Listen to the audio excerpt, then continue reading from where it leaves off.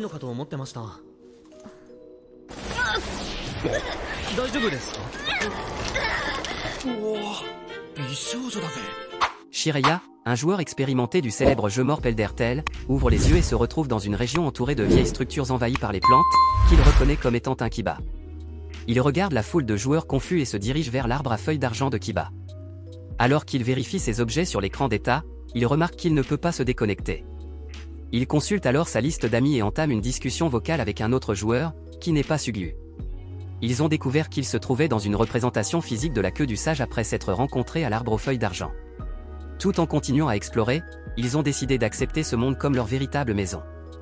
Ils finissent par rencontrer Akatsuki et l'ancien groupe de Shiraya qui les surveillait. Ils découvrirent qu'Akatsuki était une fille cachée dans un avatar masculin. Elle fut ravie d'accepter l'invitation de Shiraya à rejoindre son groupe. Le lendemain, Maril, chef de l'Alliance du Croissant de Lune, accueille Shiraya. Il y a actuellement 19 membres de l'Alliance du Croissant de Lune en ligne, selon Maril. Elle précise que les guildes recherchent de nouveaux membres et que certaines tentent également de pourvoir les postes vacants avec des personnes. Voulez-vous son expérience Eldertel? Pas Sugyu croit que le monde serait simple à vivre? Shiraya répond que la nouvelle extension a transformé le jeu en introduisant de nouveaux monstres, de nouvelles quêtes et de nouveaux objets. Maril propose à Shiraya de rejoindre sa guilde, mais il décline son offre avec hésitation et ils partent tous. Le groupe se demande si la mort est permanente dans ce monde, ou si elle peut être un moyen de retourner au Japon. Il décide de vérifier le système de combat et se dirige vers une zone de monstres où il rencontre les monstres de Breyer-Wiesel. Le groupe rencontre des problèmes dans l'utilisation du nouveau système de commande. Il récupère l'ordre de Shiraya, mais un trépied l'attaque avant qu'il n'incante une compétence. Shiraya donne des ordres efficaces et, avec l'aide de ses camarades, parvient à tuer les monstres. À l'Alliance du Croissant de Lune, Srirara demande de l'aide à Maril car des personnes la poursuivent. Caché dans l'ombre, un joueur ayant les traits d'un chat observe la poursuite. Le groupe de Shiraya combat à nouveau des monstres. Note Subaru esquive l'attaque d'un dessous de plat et permet à Shiraya et à Akatsuki de l'achever. Shiraya remarque que leur corps semble connaître les mouvements de base du combat, même sans commandement. Tant qu'ils ont l'intention de se battre, ils peuvent utiliser leurs compétences et leur magie en prononçant le nom de la compétence. Sur le chemin du retour, Akatsuki décide de voyager séparément du groupe pendant un petit moment pour s'entraîner à utiliser ses compétences de tracker. Shiraya lui dit de les retrouver à la porte sud, et qu'il utilisera la lumière magique pour l'informer de leur déplacement. Alors qu'elle disparaissait dans la forêt, les deux hommes restants applaudirent la finesse de ses clignements d'yeux. Le groupe est arrivé dans la zone de l'hôpital local lorsqu'il s'est soudain rendu compte qu'il y avait du mouvement devant lui. Shiraya et Natsugu sont attaqués par ces tueurs de joueurs présumés qui leur ordonnent de rendre leurs objets, ce qu'ils refusent de faire, et une terrible bataille s'engage entre eux. Shiraya prend rapidement le commandement et donne des ordres efficaces à Natsugu tout en utilisant différents sorts sur l'ennemi, et finalement, un homme peut l'emporter sur eux. Si le chef du parti de Fender, Smash, tente d'appeler des renforts cachés, Akatsuki lui a déjà dit de le faire, mais elle s'exécute. Plus tard, Shiraya rencontre à nouveau Mariel qui lui demande de sauver l'un des membres de sa guilde, Sorura Trap, à Suzukino. Au début, Shiraya était réticent à accepter cette mission, mais après avoir vu la détermination des membres de son groupe, il a décidé d'y aller. Plus tard, Shiraya et Natsugu invoquent des griffins au lieu de force, à la grande surprise d'Akatsuki. Shiraya raconte à Akatsuki que c'est une longue histoire et lui donne la main pour qu'elle puisse monter à bord, ce qu'elle fait en rougissant. Dans le ciel, Akatsuki est émerveillé par la vue tandis qu'il s'envole vers Suzukino. Le groupe de Shiraya se dirige vers les profondeurs. En arrivant à l'entrée, Akatsuki remarque que la zone a l'air différente en personne par rapport au jeu. Un peu plus tard, Shiraya et Natsugu marchent dans les profondeurs lorsqu'Akatsuki leur signale qu'il n'y a pas d'ennemis en vue. Akatsuki et Shiraya remarquent la présence d'Homme Rap, un type de monstre demi-humain de bas niveau qui peut répandre un début de peste. Détectant instinctivement la différence de niveau entre le groupe de Michiria, les monstres décident de ne pas attaquer avant de les avoir acculés. C'est pourquoi Shiraya décide de prendre un autre chemin lorsqu'Akatsuki remarque que les hommes du rap se rassemblent en haut du tunnel. La scène bascule sur Surora à l'intérieur d'une maison. Yana arrive et Surora s'enquiert de la situation en ville, mais c'est la même chose que d'habitude. On voit des membres de Bregagnant voler les marchands terriens et les harceler. D'autre part, Natsugu manque de tomber d'un pont qui se fissure. Shiraya entend d'autres craquements et tente d'arrêter Akatsuki et Natsugu lorsque le pont se fissure. Au moment où Shiraya s'approche d'elle, le pont se fissure sous lui. Natsugu tombe dans le vide. Bien qu'Akatsuki veuille sauter après lui, Natsugu la retient.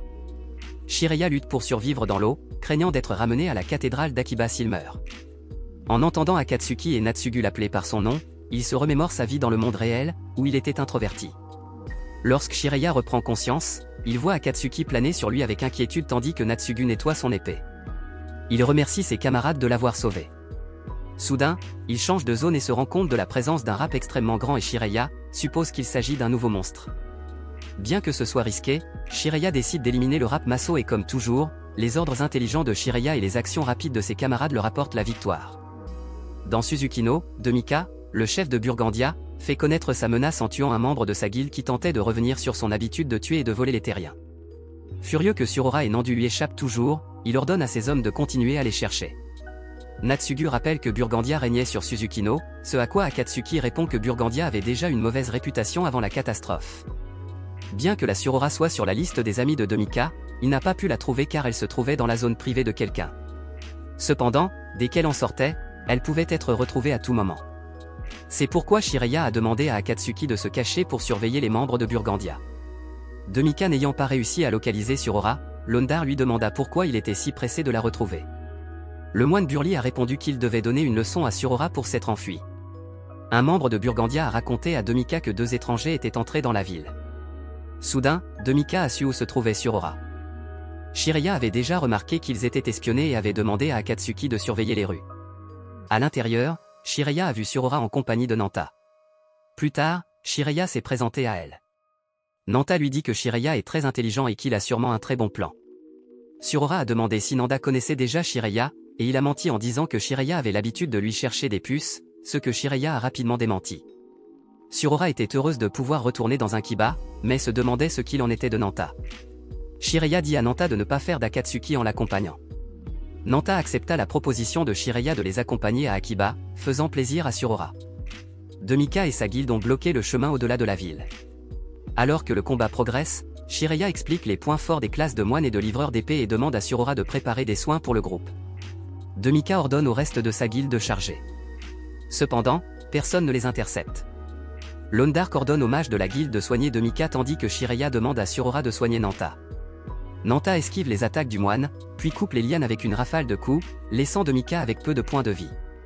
Troublé par cette soudaine explosion de dégâts, Londark renoue avec un sort et ordonne aux mages de lancer des soins. Mais sans crier gare, lui et toute l'équipe de mages sont assassinés par Akatsuki. Dans un ultime effort, Demika tente d'attaquer Shiraya, mais Surora frappe la dernière liane, l'envoyant dans la cathédrale. Après avoir gagné le duel, Shiraya, Subu et Nanta convoquent des griffons pour commencer le voyage de retour. Par télépathie, Surora informe Mariel qu'elle est en sécurité avec Shiraya et ses amis, ce qui soulage la maîtresse de guilde aux larmes. Surora s'excuse de les avoir inquiétés avant de mettre fin à l'appel. Elle demande à Shiraya s'ils sont en sécurité et lui et Nanta la consolent. Ils ont traversé le canal de Lightport, et il n'y a pas de griffon qui pourrait permettre à qui que ce soit de les rattraper. Surora carbure à l'agitation et remercie à nouveau le groupe de l'avoir sauvé. Le groupe établit un campement pour passer la nuit tout en ramassant du bois de chauffage. Une fois le camp installé et le soleil couché, Natsudu célèbre son exploit en s'asseyant et en se relaxant. Bientôt, l'odeur de la viande cuite fait sursauter Natsudu. Shiraya et Akatsuki le remarquent également et suivent la piste odorante dans la forêt pour trouver Nanta et Surora en train de cuisiner de délicieux plats qui, étonnamment, ont un vrai goût. Surora demande depuis combien de temps Nanta et Shiraya se connaissent et la première répond que lui, Shiraya et Subu faisaient tous partie de la soirée de débauche. Alors qu'ils passent la nuit dans la grotte, Natsudu et Shiraya s'interrogent sur l'âge de Surora pendant son sommeil. Shiraya la compare à 2 jumelles nommées Toya et Minori et se rappelle les avoir aidées lorsqu'elles étaient encore à un niveau très bas. Chevauchant les griffons, Natsudu les avertit que de sombres nuages d'orage s'approchent. À cause de la pluie, ils se réfugient dans la maison d'un terrien nommé Fedor qui leur offre un abri. Shiraya voit des enfants s'amuser, ce qui l'amène à repenser à Toya et Minori, ce qui semble le perturber. Ailleurs, Toya et les membres de sa guilde marchent à travers une terre remplie de monstres. Son maître de guilde s'en prend à lui sans raison. Sa sœur est également blessée au cours de la mission, à son grand désarroi. Maintenant à Akiba, Toya et sa guilde traversent la ville lorsqu'il entend la voix de Shiraya. En regardant à travers la foule, il aperçoit Shiraya accueilli par Maril et l'Alliance du Croissant de Lune. Il envisage d'approcher Shiraya, mais son maître de guilde lui demande de se dépêcher. Obéissant à ses ordres, il tourne le dos à Shiraya qui aperçoit Toya avec une expression déterminée. Plus tard, Nana enseigne à certains chefs du Croissant de Lune comment préparer des plats savoureux et explique comment les chefs doivent encore atteindre le niveau de cuisson adéquat pour préparer des plats plus difficiles. Henri a dit à Maril de garder secrète la découverte sur les plats savoureux tout en mentionnant que Shiraya a décidé de cette non-divulgation. Peu après, Akatsuki est vue dans une pièce séparée. Visiblement mal à l'aise, Henri s'extasie devant elle. Henri s'extasie sur le fait qu'elle a la possibilité d'habiller non seulement Ashlyn, mais aussi Akatsuki, en invitant Ashlyn à sortir une étagère de robes pour l'assassin. Akatsuki tente de s'échapper en utilisant Shiraya comme couverture, mais il découvre qu'il a permis à Henri de l'habiller, ce qui l'a fait crier. La scène passe à la nuit, Maril et Shiraya sont les seuls à être réveillés. Maril couvre les membres de la guilde endormis avec des couvertures avant que les deux n'aillent dans sa chambre pour parler. Elle lui demande quel genre de travail serait considéré comme important pour lui. Il détourne sa question en l'interrogeant sur la situation à Akiba. Elle lui explique la situation de la construction à Akiba, qui empire de jour en jour, et comment elle a essayé de résoudre les problèmes en formant une alliance entre les petites guildes, mais en vain. Shiraya se promène dans les rues d'Akiba et se rend compte que tout le monde est responsable, à des degrés divers, de la situation actuelle. Shiraya a un flashback de Kenami qui lui dit qu'il insulte les problèmes de ce genre. C'est à ce moment que Shiraya découvre que Toya et Minori sont des joueurs qui ont rejoint une guilde frauduleuse appelée Amlin qui vole les pots de XP des nouveaux joueurs. Shiraya repense aux guildes et au fait qu'ils détestent en rejoindre une à cause de leur conspiration pathétique, mais il se rend compte de l'importance d'avoir une guilde digne de ce nom. Il appelle Minori et apprend qu'elle et Toya sont piégés à Amlin. Il décide de le sauver. Shiraya demande l'aide de l'Alliance du Croissant de Lune pour bannir la guilde Amlin et sauver la ville tout en annonçant la création de sa propre guilde. Shiraya demande quel est le nom de la guilde. Shiraya se souvient avoir observé l'horizon avec Akatsuki, et non Tsubu et Neian, avant de révéler le nom de la guilde, l'Eau Horizon. Dans la forêt du jardin impérial, pas Tsubu, Shiraya tente de capturer le bord de la forêt impériale. Ils peuvent agir mal mais l'ennui car ils ne rapporteraient que 2 kg de viande. Mais s'ils capturent le boré, un bon cuisinier peut utiliser l'animal entier. No Tsubu utilise un hurlement d'ancrage pour geler plusieurs animaux pendant que Shoryu et En les capturent. Le quartier général du Croissant de Lune travaille d'arrache-pied sur un projet de menuiserie tandis que Suka, Liliana et Ashlan essaient des tenues confectionnées. Les chefs de la guilde s'exercent à la cuisine sous la tutelle de Nan. Derrière lui, Barel, Sibara s'éprend de lui. Marielle est angoissée car elle n'a pas quitté son bureau depuis 3 jours à cause de la paperasse. Soudain, Henrietta entre avec une nouvelle pile de paperasse. Shiraya entre à son tour, apportant encore plus de paperasse. Henrietta dit à Shiraya qu'elle a déjà compilé la liste demandée par Shiraya, et Marielle et elle louent le travail d'Henrietta. De l'autre côté, Akatsuki suit un membre du AMLM qui vend des pots de XP à un collectionneur des Blacksword Knight. Tsubu et les autres membres de la guilde ne reviennent pas avec les sangliers et autres animaux capturés. Marielle est ensevelie sous encore plus de paperasse.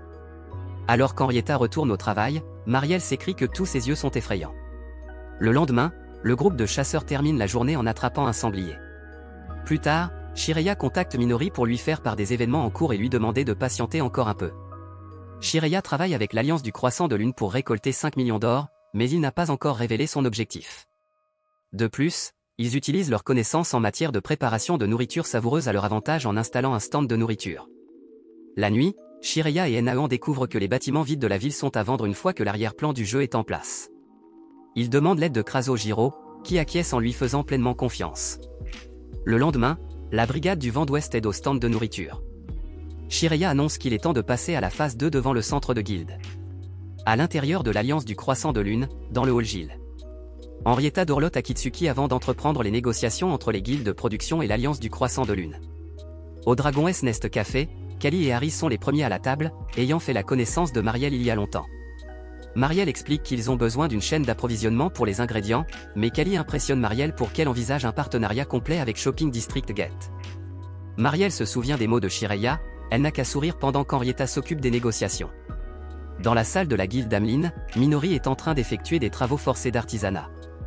Elle a reçu de nombreux appels de Shiraya depuis ce jour et il s'est fait beaucoup d'amis.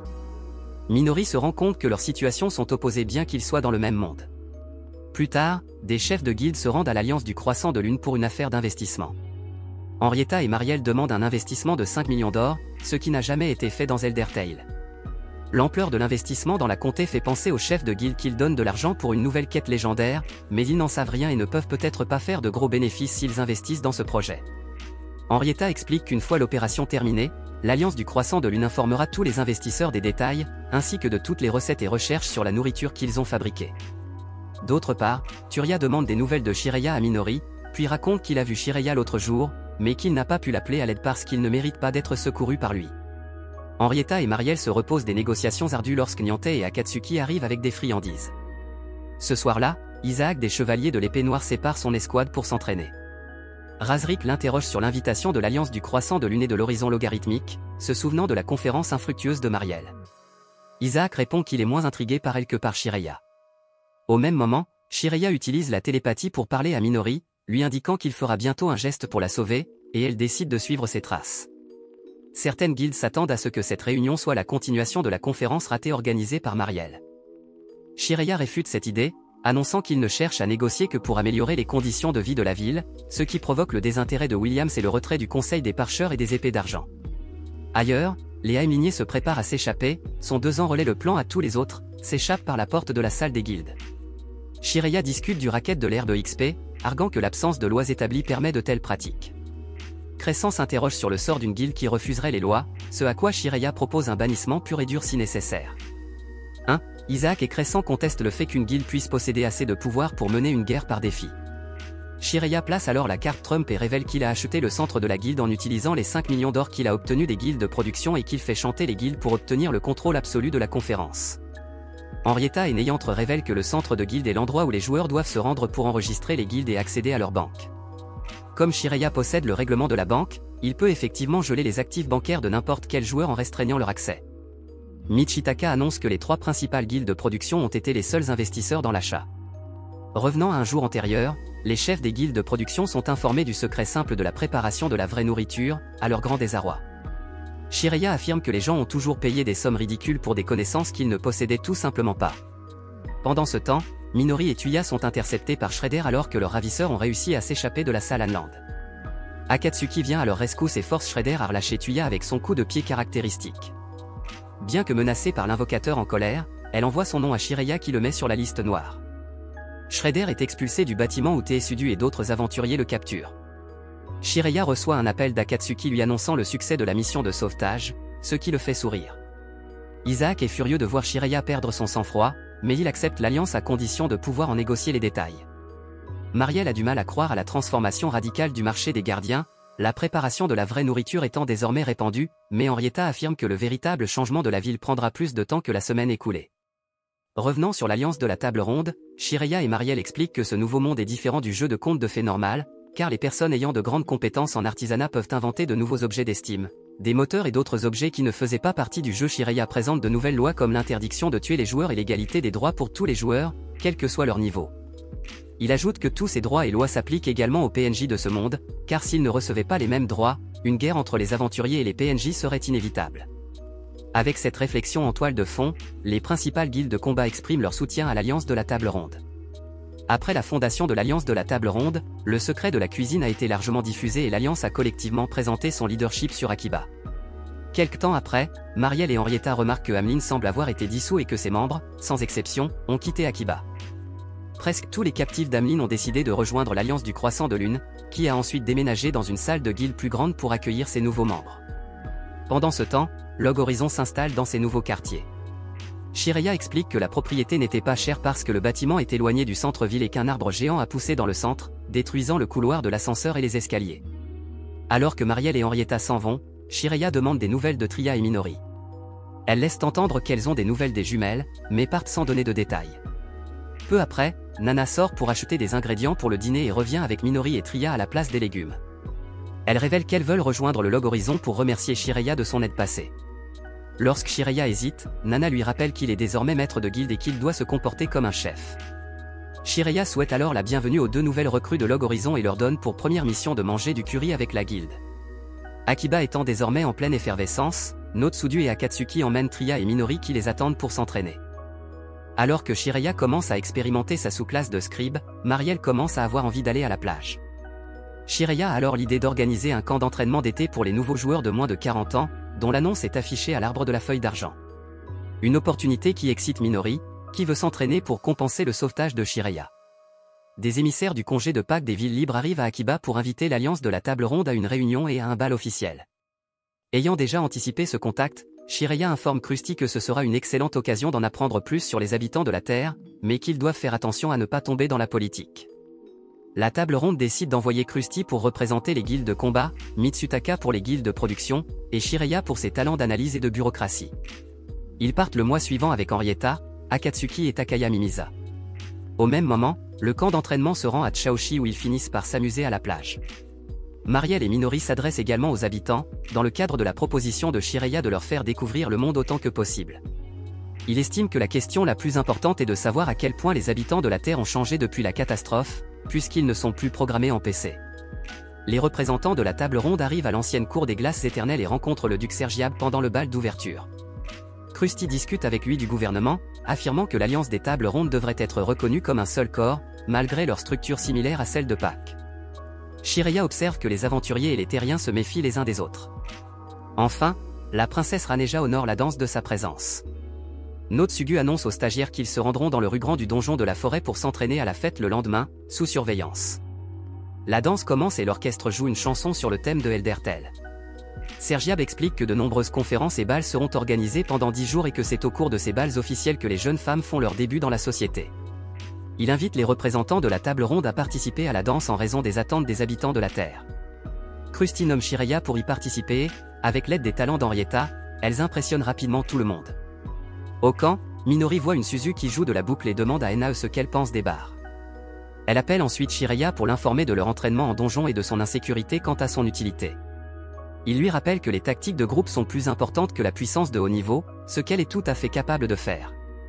Le lendemain, au petit déjeuner, les représentants de la table ronde supposent que les nobles terriens pourraient mépriser les aventuriers, mais qu'ils essaieront probablement d'arranger des accords avec eux pour obtenir leur puissance de combat et leur puissance technologique. Shiraya propose que l'alliance de la table ronde établisse des règles pour le moment où les nobles commenceront inévitablement à approcher leur guilde individuellement. Mutaka rétorque qu'il serait pratiquement impossible de faire respecter ces règles. Shiraya ordonne à Akatsuki de traquer les nobles pour connaître leurs intentions. Ailleurs, le camp d'entraînement se dirige vers la forêt et se divise en plusieurs groupes. Bien que les groupes aient le temps de discuter des stratégies, Minori a du mal à s'exprimer dans un groupe composé de Tuya, Radi, Azuzu et Surara après que Radi et Tuya aient décidé de renoncer à toute stratégie et de forcer le passage. Finalement, le groupe rencontre des monstres squelettiques et se familiarise avec le travail d'équipe. La première voie a été facile à battre, mais la deuxième vague de monstres a commencé à se concentrer sur Radi en raison de son schéma d'attaque imprudent. Le groupe fait une retraite tactique avec leurs revendeurs endommagés en détresse, à leur plus grand embarras. À l'ancienne cour des glaces éternelles, Krusty se présente à Raneja.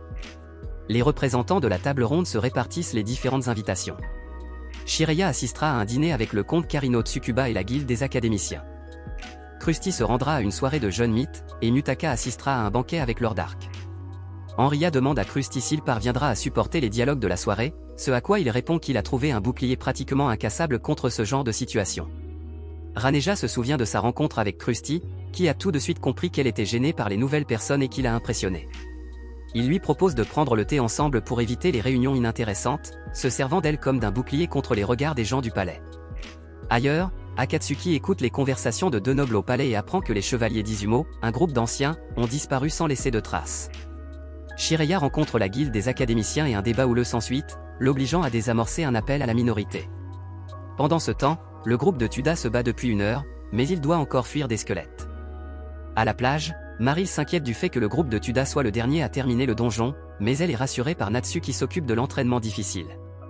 Elle est sûre que nous remarquerons une activité bouillonnante à l'horizon de l'océan qui disparaît rapidement. Lors de la soirée, Krusty comprend l'agacement de Raneja face à la flatterie, affirmant que son temps ici n'est plus le même.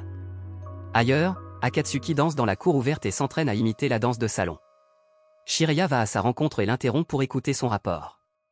Akatsuki déclare que les terriens sont partagés entre les considérer comme une menace ou comme des alliés potentiels en raison de leur force, et rapporte également le cas des chevaliers d'Izumo disparus, mais ils sont troublés par un phénomène étrange, tout se met à vibrer et les fleurs se fanent. Shiraya et Akatsuki suivent Ligun dans sa bibliothèque.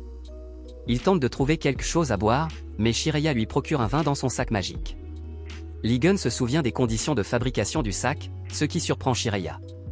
Ligun déclare qu'il est plus un scientifique magique qu'un mage. Shiraya explique les citations importantes du mage du lac Merle, ce à quoi Ligun répond qu'il a hérité du titre. En tant qu'universitaire spécialisé dans l'étude de la magie de classe mondiale, Ligun offre à Shiraya un Akatsuki et une explication du sort de fraction du monde et des 3 fois où il a été utilisé dans l'histoire, Shiraya déduisant correctement que la 3e fois est celle de la catastrophe. Ligun explique qu'il y a 350 ans, les races humaines, elfes et naines ont détruit le royaume Alph par jalousie des technologies magiques avancées des Alphes. En quête de vengeance, les Rukwingers avec un cerveau à l'origine de la longue et terrible guerre entre les humains, les nains et les elfes pour se venger de la destruction de leur peuple. Cependant, après leur défaite, ils ont lancé la première fraction du monde, ce qui a entraîné la création de monstres demi-humains qui répondent sans cesse. Cela a poussé la planète dans une guerre mondiale, forçant l'humanité à créer de puissants guerriers. des hommes anciens et des hommes bêtes. Ligun a invité Shiraya, en raison de sa réputation de mage, dont l'histoire remonte à quelques 98 ans. Shiraya confirme que les événements selon le rythme temporel du jeu sont en corrélation avec le monde réel par un facteur de 12, y compris le début de la bêta ouverte, qui a apporté les aventuriers contrôlés par les humains et quand il a commencé à jouer à Eldertel. Ligun explique ensuite sa théorie de l'esprit, qui implique le fonctionnement de la renaissance, et que l'XP sous forme de souvenir est perdu dans le processus, une théorie que Shiraya décide de mettre à l'écart de l'alliance de la table ronde pour le moment. Pendant ce temps, Manori en a assez des mêmes résultats et des mêmes entraînements et décide finalement de dire ce qu'elle pense au groupe. Manori suggère que le groupe se rende au donjon dans l'après-midi. Reti n'est pas d'accord, mais elle fait remarquer qu'ils ne survivent pas longtemps au donjon, ce qui laisse amplement le temps de discuter de stratégie. Elle dit ensuite qu'elle ne connaît aucun d'entre eux, qu'elle ne sait pas ce qu'ils aiment, ce qu'ils n'aiment pas, leur style de jeu ou comment leur classe fonctionne. Tuya mentionne qu'en tant que samouraï, il peut narguer l'ennemi pour attirer son attention. Ils se rendent compte qu'en utilisant leurs compétences simultanément, c'est Reti qui attira l'attention du monstre à la place de Tuya. Voyant l'intérêt de cette nouvelle information, Reti s'excuse officiellement auprès de Manori. L'équipe a passé toute la journée à discuter des stratégies de combat qu'elle mettrait en œuvre le lendemain. Le groupe décide d'appliquer la tactique du groupe à son approche, Tuya se plaçant en première ligne pour attirer les squelettes. Reti commence lentement en utilisant des sorts de moindre importance pour éliminer les ennemis isolés. Manori joue le rôle d'opérateur pour alerter Sorara afin qu'elle soigne Tuya, puis scrute la zone en tant que moniteur de terrain avant de donner le feu vert à l'engagement formel. Azuzu et Rudy travaillent ensemble pour éliminer rapidement le reste des squelettes, puis le groupe se met immédiatement en file de patrouille pour avancer dans le donjon. Ils se rendent compte qu'ils viennent d'éliminer la section et se réjouissent de leur triomphe. Manori apprécie les enseignements de Shuri, semblant penser que les conversations et les combats ont fait de ce groupe improvisé de véritables amis. Shuria finit de transcrire des documents pour Henrietta. Elle remarque sa petite taille, probablement due à la danse d'hier. Il est stressé par ses notes sur la conférence de Ligun, en particulier sur la perte de mémoire. Il reçoit un appel de Manori qui lui fait part de sa discussion avec son équipe et des progrès qu'ils ont réalisés pour nettoyer le donjon. Shuria la félicite et se rend compte qu'il n'a pas besoin de se précipiter sur ses découvertes du monde. Les aventuriers sont bientôt confrontés à un nouveau problème, l'armée des Sakuagans fait une attaque surprise sur la plage, et submerge rapidement les aventuriers. Dépassé, Shuryu demande à Mariel d'appeler des renforts. Sur la plage, la bataille contre les Sakuagans se poursuit et les dresseurs forment un groupe de pick-up qui tentent de coopérer à la défense. Dans la forêt d'Evergrande, le camp commence à rencontrer une quantité inhabituelle de terre de gobelins, et Nana supervise une armée massive de gobelins qui s'approche du nord. La nouvelle parvient rapidement au palais, tandis que Nana retourne au camp avec une évaluation de l'armée. Les dresseurs n'ont pas de lien télépathique avec le croissant de lune pour vérifier l'état de l'autre groupe d'entraînement, mais son groupe en a un lorsqu'ils reviennent des patrouilles d'éclaireurs gobelins qui se sont battus. Peu après, nous sommes surpris d'apprendre l'attaque des Sakuagans qui résident habituellement plus au sud. Les dresseurs décident de se regrouper avec Mariel et de garder le sort d'appel à la maison en dernier recours. Après avoir rassemblé leurs connaissances, ils informent rapidement Shuryu, qui organise une conférence de relais d'urgence avec l'alliance de la table ronde. Shuryu rapporte qu'environ 10 000 gobelins et plusieurs centaines de Sakuagans sont apparus, et postule que les récentes attaques font partie de la quête du retour du roi gobelin. Les dresseurs de la forêt ont retrouvé Mariel, mais ils remarquent bientôt qu'une force d'évaluation gobeline se dirige vers la ville voisine de Chaoshi, qui n'a pratiquement aucune défense. Tuya et Rudy demandent à leur groupe de défendre la ville, mais tous les autres hésitent à faire intervenir les aventuriers. Shuryu convoque Soudru et le vent d'ouest retrouvé à l'ancienne cour de la glace éternelle pour aider à sa défense en cas d'attaque. Il informe ensuite les représentants de la table ronde de son hypothèse selon laquelle un décès induit une perte de mémoire, ce que Cruci vérifie et révèle de façon choquante qu'il avait déjà perdu certains souvenirs du monde réel. Ailleurs, Manori persuade les dresseurs de laisser son groupe déployer ses éclaireurs pour ensuite partir défendre la ville. Elle décide que puisqu'ils ne sont pas assez forts pour défendre la ville, ils vont plutôt attaquer directement les gobelins. Manori et les membres de son groupe se préparent à attaquer les gobelins. En réalisant la dangerosité de cette mission, Manori hésite un peu, mais Tuya et d'autres membres s'avancent avec une ferme résolution, permettant à Manori de commencer l'attaque. Pendant ce temps, au Conseil de l'Est des Seigneurs, on commence à échafauder des théories farfelues selon lesquelles l'invasion des gobelins serait un complot des aventuriers. Le baron Crani fait remarquer qu'une telle affirmation est un pas de géant, mais les autres seigneurs lui rappellent que cette réunion privée avait pour but de permettre à chacun de dire ce qu'il pensait. Nishitaka s'impatiente de plus en plus alors que les représentants restent en attente. Cruci suppose que les seigneurs discutent probablement de sujets qu'ils ne voulaient pas mentionner aux aventuriers. Shirea pense que les seigneurs ne veulent pas être redevables aux aventuriers et qu'ils essaieront donc d'obtenir l'aide des chevaliers de son Vimo. Pendant ce temps, Reneja est assise seule au pavillon lorsqu'elle entend deux des seigneurs parler du possible sacrifice de Sukuba et du coût élevé de l'engagement des aventuriers. Cependant, ce qui les choque le plus, c'est la décision de taire le fait que des chevaliers de son Vimo ont disparu. Lorsque les représentants de l'Alliance de la Table Ronde sont enfin convoqués, elle les croise, et après quelques échanges avec Cruci, elle les laisse à leur réunion. Manori signale par télépathie que la zone a été nettoyée de ses ennemis et qu'ils ont procédé à des arrestations. Ayant prédit que les seigneurs essaieraient de recueillir plus d'informations, Shirea utilise la même tactique contre eux. Il demande que les chevaliers de son Vimo soient convoqués pour travailler avec les aventuriers, mais les seigneurs ne répondent pas. Reneja fait irruption dans la réunion et révèle que les chevaliers ont disparu et que les seigneurs ne devraient pas traiter les aventuriers de cette manière. Par la suite, Shirea, Akatsuki, Cruci et Reneja se rendent à un Kiba de Griffon. Shirea est impressionnée par la performance de la princesse, soulignant qu'elle a compris le respect dû à la liberté, et qu'elle pourrait être celle qui changera les villes d'Istle. Shirea et les autres partent pour un Kiba tandis que Mashitaka reste seule au palais. Shirea laisse la princesse dans les rues et s'émerveille des paysages et des sons de la ville. Les trois arrivent au rendez-vous du quartier commerçant, Calizon se présente officiellement à la princesse. Dans le même temps, Shirea et Calizon s'occupent de l'équipement et de l'armure de la princesse. Agdon, des centaines d'aventuriers se sont rassemblés en attendant l'événement organisé au pied levé. D'un claquement de doigts, Shirea illumine la zone de lumière magique. Il se présente publiquement et informe rapidement la foule qu'une armée de 20 000 gobelins est apparue dans les collines du nord de Kanto et menace la tête des villes libres d'Istle. Istle ne tombera pas, mais elle perdra environ 30% de ses forces. Reneja remarque que les aventuriers discutent immédiatement de cette nouvelle, examinent des cartes et émettent des hypothèses sur la stratégie à adopter pour l'invasion. Ce niveau d'intelligence est comparable à celui des militaires d'Istle, ce qui l'amène à s'interroger sur la classe sociale des aventuriers.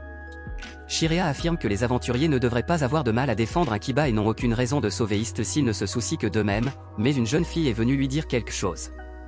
Au signal de Cresty, de multiples projecteurs éclairent Reneja, ce qui la rend très nerveuse pendant un moment. Elle commence par se présenter, puis explique la gravité du danger maintenant que les chevaliers d'Izumo ne peuvent plus être invoqués. N'ayant rien de valable à offrir à la prospère cité d'Akiba, elle n'a que ses remerciements à donner, et la promesse d'assurer la liberté des aventuriers est reconnue. Elle leur demande alors officiellement de se battre avec elle pour défendre leur bonne volonté et leur liberté. Les aventuriers acceptent son appel à l'aide et se préparent à la guerre qui s'annonce. Le groupe d'entraînement se réunit à Kaoshi. Marie est impressionnée par l'ardeur de tous les stagiaires à défendre la ville. Elle réunit les aventuriers pour une dernière défense, mais Azuzu est effrayé par l'enthousiasme de Rudy pour l'aventure. De leur côté, Krusty et les autres forment des escouades et élaborent un plan pour faire face à cette attaque de monstres à grande échelle. Au lac Kasumi, Takayama applique par erreur une pommade magique sur les paupières de Reneja, ce qui lui permet de voir la bataille se dérouler de près, alors que le groupe de Krusty engage le combat contre l'armée des gobelins. Un groupe plus important, comme la force gobeline, charge l'armée d'aventuriers qui avance. Deux mages couvrent Krusty pendant qu'il abat les gobelins à plusieurs reprises, avant de donner un énorme coup qui détruit la foule et creuse un petit canyon dans le sol. Sous les yeux ébahis de Reneja, Mademoiselle Akamli informe Krusty que des renforts gobelins, sous la forme de deux géants des collines, sont arrivés. Se plaçant dans la ligne de mire, Krusty signale calmement un barrage magique sur les géants, puis écorche l'un d'entre eux. Reneja se rend compte qu'il apprécie le combat, mais qu'il semble aussi se sentir seul. De retour à Kaoshi, Azuzu s'inquiète pour Rudy, mais il prétend aller très bien. Alors que Minori et Tui du Troll traversent le pont, elle voit quelque chose en amont de la rivière et convoque les chefs de camp. Lorsqu'ils arrivent, ils voient au moins un millier de sakuage et de monstres au loin qui se dirigent vers Kaoshi. Les apprentis, menés par Tuya et encouragés par Natsudu, persuadent Mariel de les laisser défendre la ville. Dès que Mariel donne l'ordre de combattre, Minori prend en charge le groupe. Shirei, informé de l'engagement à Kaoshi, ordonne à l'Occipite de venir renforcer les 60 aventuriers qui défendent la ville. L'assaut ayant fait des ravages, le groupe se retrouve bientôt dominé par un groupe de hobgoblins et de loups terribles de niveau supérieur. Minori commence à perdre le contrôle de la bataille tandis que Tuya se retrouve dans un état critique. Cependant, Rudy s'attaque soudainement aux deux loups, les détournant et les tuant dans une explosion. Dans la foulée, Sorara et Minori tentent de le soigner et de le ranimer. Réalisant joyeusement l'inévitable, Azusa révèle sa nature de terrien, ce qui signifie qu'il mourra de façon permanente. Refusant d'abandonner, Minori appelle immédiatement Shirei à l'aide. Shirei et Akatsuki quittent le centre de commandement sous Kaluzin pour répondre à l'appel de Minori en s'envolant vers Kaoshi sur son griffon.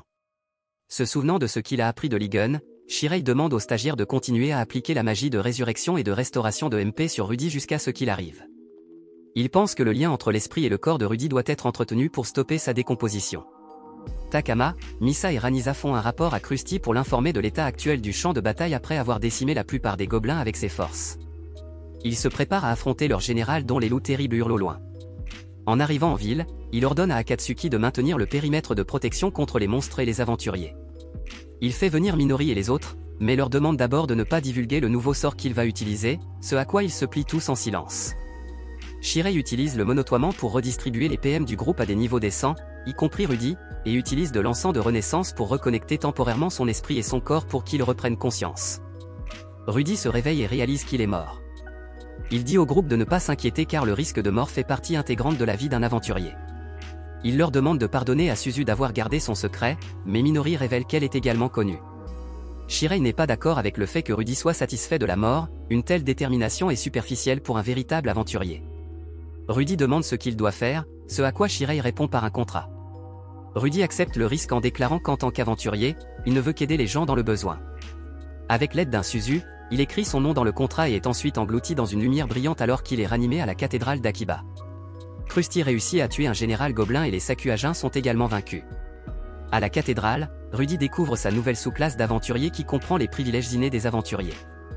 Azuzu entre dans le bâtiment et réprimande son action imprudente, lui faisant promettre de ne plus jamais faire une telle chose. Elle exige ensuite qu'il lui expose sa vie en guise de réconciliation. Une fête est organisée pour célébrer ce succès. Lors de la fête, Krusty est au centre d'un petit groupe de terriens, félicité pour la victoire sur les forces gobelins. Marial vient de donner à sa Suzu l'autorisation de quitter l'Alliance de la Lune actuelle pour rejoindre Love Horizon. Henrietta est à la recherche de Shiraya, qui ne s'est pas montré, et dit à Neanta et non à Subu qu'il n'est pas normal qu'il soit absent. Voici Henrietta, Colin pour lui. Shiraya se retire précipitamment dans la nuit, laissant Akatsuki tomber dans les griffes amoureuses d'Henrietta. Dehors, Shiraya reçoit un appel de Shima l'informant de la tenue du Festival des démons de l'Ouest à Suzukage. En allant consulter Ligue 1, Shiraya entend une femme raconter une histoire à un groupe d'enfants. Il est choqué d'entendre raconter comment il a transformé Rudy de terrien en aventurier, ce qui lui a sauvé la vie puisque c'était censé être un secret. La mystérieuse femme termine son histoire en promettant d'en raconter d'autres plus tard et disparaît dans l'ombre d'une arche. Shiraya est surprise lorsque Ligue 1 le félicite d'avoir créé une nouvelle magie de classe mondiale et lui explique qu'il a ressenti le pouvoir lorsque cela s'est produit. Ligue 1 ajoute qu'il a également ressenti le même pouvoir depuis l'Ouest, ce que Shiraya déduit être Minami. Pendant ce temps, Shiraya, perdue et pensive, est retrouvée par Henrietta qui la cherche pour la ramener à la fête. Plusieurs jours plus tard, Renosia est accueillie à Akiba par des bannières et des foules en liesse. Shiraya expose qu'au lieu d'annoncer la perte de mémoire lors du réveil, il a diffusé l'information sous la forme d'une rumeur. Plus tard dans la nuit, Minori lit son carnet de notes sur le toit du quartier général de Log, Horizon. Shiraya apparaît et lui demande s'il peut l'aider. Elle lui avoue presque ses sentiments, mais lui demande plutôt de changer ses compétences. Quelques jours plus tard, Maril annonce le festival d'automne sous le nom de Libra. Le début du festival Libra a changé l'atmosphère d'Akiba, car tous les gens se sentent soulagés et pleins d'énergie. Nos aventuriers sont occupés à diverses tâches pour le festival. Détaché des activités de la ville, Shiraya continue son travail jusqu'à ce qu'une forte brise éparpille ses papiers dans la pièce. Au moment où il pousse un cri de frustration, Henrietta entre dans la pièce pour lui remettre des documents qu'il a demandés. Alors qu'il tente de se remettre au travail, il est surpris par Akatsuki qui sort de sa cachette sous son bureau. Il s'installe sur le toit, sa table et mange les coûteuses brioches aux haricots rouges qu'elle a apportées. Minori essaie de décider quoi apporter pour l'événement tandis qu'Azuzu entre dans sa chambre avec des nouvelles ou une danse pré-festival. Minori explique qu'elle a l'intention d'utiliser le concours de pupilles et l'invitation à renier son dîner du crépuscule pour améliorer la confiance du public en Shiraya, qui a vacillé dernièrement. Alarmée dans sa chambre, Akatsuki se rend compte qu'elle a invité Shiraya à un rendez-vous et qu'elle n'a pas de queue proche à porter. Le lendemain, Shiraya participe avec Akatsuki et Minori au buffet de gâteaux. Shiraya est très enviée par les autres participants lorsque les deux filles lui servent un gâteau, ce qui ne fait qu'empirer lorsqu'Akatsuki et Minori commencent à se disputer son attention. Minori a changé sa sous-classe en apprenti et est devenue l'élève scribe de Shiraya. À son niveau, elle organise rapidement la paperasse d'une calousine, ce qui impressionne le maître de la guilde. Dans un restaurant de tomates, Nan expulse nonchalamment un seigneur terrien tapageur du bâtiment et en fait part à Shiraya. Tandis que les chevaliers de l'épée noire et le DDD s'efforcent de maintenir l'ordre pendant le festival, ils résolvent d'autres conflits impliquant les terriens. Après avoir mis fin aux agissements d'un autre terrien turbulent, Shiraya remarque enfin l'étrangeté du comportement du terrien lorsque Minori signale des incohérences dans la paperasse du festival, dues à des erreurs du terrien. Shiraya confirme que la ville est peut-être attaquée et se précipite vers son bureau, mécontent de sa propre négligence. Pendant ce temps, un vaisseau nommé Spirit Ship Eagle, dirigé par des bouches à l'air sinistre, se prépare à entrer en contact avec le Kiba. Shiraya pense que le peuple de la Terre, dirigé par le nouveau noble marchand Lord Moutès de l'île de l'Ouest, est responsable de l'attaque d'un Kiba, et que Moutès cherche à détruire la réputation de la table ronde et à interférer avec le traité du Kiba avec Iston. Il conclut en se basant sur le fait qu'à l'époque où Elder Tal n'était qu'un jeu, il n'y avait pas de quête qui impliquait la destitution d'un chef, et que les aventuriers ne seraient pas intéressés par ce qu'il est. Henry N suggère qu'il pourrait être nécessaire d'annuler le festival, mais Shiraya réplique en disant que l'annulation du festival profite à Moot parce qu'elle amènerait les gens à remettre en question la capacité de la table ronde à organiser et à résoudre les problèmes. Pour préparer une contre-attaque, Shiraya demande à ses camarades de rassembler plus d'informations tandis que Minori fait de son mieux pour faire fonctionner le bureau de Calizon en utilisant les compétences qu'elle a apprises de Shiraya. Shiraya commence ensuite à répertorier tous les points de perturbation causés par les habitants de la Terre, mais il a du mal à discerner un modèle dans leurs actions apparemment aléatoires, jusqu'à ce qu'ils se rendent finalement compte que les gens improvisent en fait sur place. Pressé de trouver une solution, Shiraya a une étincelle de génie après avoir rencontré Sajuro, qui est l'un de ceux qui organisent des concours de gâteaux avec l'aide de sa guilde. Pendant ce temps, Moot s'incruste au banquet du crépuscule dans la Ranija de Corner à cause de ses supposés documents de cargaison mal manipulés. Ailleurs, dans une brillante contre-mesure, Shiraya utilise l'engouement des brigades du vent d'ouest pour Sajuro afin de les inciter à patrouiller dans la ville et à s'occuper des perturbations. Le groupe apprend alors que le banquet a été perturbé et décide de rendre le festival agréable, ce qui constitue une véritable contre-attaque. Ranija et Alissa supervisent le banquet du crépuscule, expliquant que son but est d'approfondir les relations avec les aventuriers et que la présence de Moot n'était pas prévue. Des problèmes surgissent lorsqu'elles apprennent que Moot arrive au banquet avec un navire rempli de fruits de mer, qui doivent être stockés immédiatement. Suivi par Badagar, il raconte à Ranija qu'il a envoyé tous les documents nécessaires et qu'il a même reçu une réponse. La mère Ranija et ses compagnons de la table ronde étaient au courant de ce genre de choses. Shiraya fait enfin son apparition au banquet. Shiraya assiste à la confrontation entre Moot et Ranija, ignorant délibérément Moot jusqu'à ce qu'il soit interrogé. Après s'être présenté, Mishitaka, de l'organisation marine, et Krusty, du DDD, entrent en scène et se présentent à leur tour. Krusty produit la lettre que Moot prétend avoir envoyée à la princesse, expliquant qu'elle est mal adressée. Mishitaka explique que les entrepôts de la table ronde sont pleins, mais que les entrepôts climatisés de sa guilde peuvent facilement accueillir la cargaison de Moot. Mishitaka propose même son aide pour le transfert de la cargaison. Devant les hésitations de Moot, Krusty se demande si la cargaison existe vraiment et si la lettre a bien été envoyée, ou si ce n'était pas un complot contre la princesse depuis le début. Sachant qu'il a été pris en flagrant délit de mensonge et qu'il ne peut pas décharger une cargaison inexistante, Moot se bat en retraite. Ranija est soulagée et reconnaissante de son aide. Shiraya l'informe que ce n'était qu'une question secondaire et qu'ils sont venus la chercher. Elle réagit avec confusion. Tout le monde est excité par les derniers événements, car c'est le dernier jour du festival Libère. L'Alliance Cressé et Lune organisent son défilé de mode et alors que tout le monde fait la fête et s'amuse, Akatsuki remarque que Shiraya n'est pas là avec eux. Shiraya s'exclut alors des festivités jusqu'à ce que des voix minoritaires s'inquiètent de ses actions. Cependant, il la rassure en lui disant qu'il accepte et a l'habitude d'apparaître comme le méchant tant qu'il peut accomplir ses tâches, ce qu'Akatsuki se reproche d'avoir ignoré malgré le fait qu'il ait été à ses côtés depuis la catastrophe. Plus tard dans la nuit, Shiraya rencontre Ashima, le contact qu'il a envoyé à Minami. Mais c'est l'étrange conteuse de l'ancien noyau de l'Éternel et d'Ariela qui lui fait face. Il s'aperçoit rapidement de son déguisement et elle révèle sa véritable forme, Nura. La maîtresse de guilde de l'usine de Minami Iedi. Ils révèlent chacun leurs informations sur les accomplissements de l'autre et Nura exprime également son intention de recruter Shiraya. Elle lui fait part de ses recherches pour retrouver le monde réel et lui fournit ses ressources, tout en soulignant son ambivalence à l'égard d'Akiba. Finalement, Shiraya résiste à sa subduction et choisit de rester dans Akiba en tant qu'ennemi. Alors que le Libre Festival entre dans sa dernière phase, les membres de l'O of Horizon s'assoient autour d'un dîner et rassurent Shiraya sur leur intention de l'aider de toutes les manières possibles.